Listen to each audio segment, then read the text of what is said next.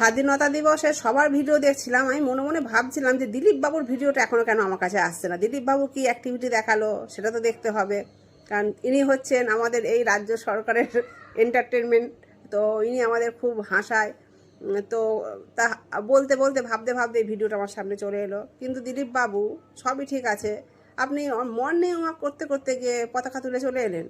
এটা তো morning ওয়াকের dress, এটা কি স্বাধীনতা দিবসের পতাকা উত্তোলনের তো ড্রেস হয়নি। আপনি একজন মন্ত্রী, একটা সাদা ধবধবে পাঞ্জাবি টাঞ্জাবি পরে যাবেন, সুন্দর ড্রেস পরে যাবেন, তারপর পতাকা তুলবেন, তখন দেখতে ভালো লাগতো। এই ভুলটা এবছর হয়েছে, সামনে বছর কিন্তু করবেন না। সামনে বছর একটা সুন্দর ড্রেস পরে গিয়ে মন্ত্রী মন্ত্রী ভাব নিয়ে গিয়ে পতাকা তুলবেন।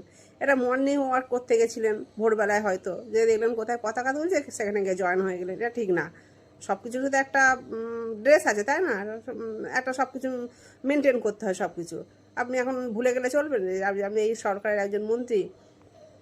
তো যাই হোক, এবছর ভুলটা হয়েছে হয়েছে, সামনে বছর কিন্তু ভুল ভাল করবেন না। এরকম সুন্দরভাবে জনগণটা গেয়েছেন দেখলাম ঠিকঠাক করে। আর পতাকা তো দেখছি অর্ধেক জায়গায় উল্টো পাল্টা লাগাচ্ছে, সবাই ওপরে দেখি অর্ধেক জায়গায় দেখছি ও সবুজ রং ওপরে, গেরুয়া রং নিচে। জায়গায় পতাকাও ঠিক আছে, অরেঞ্জটা ওপরেই আছে।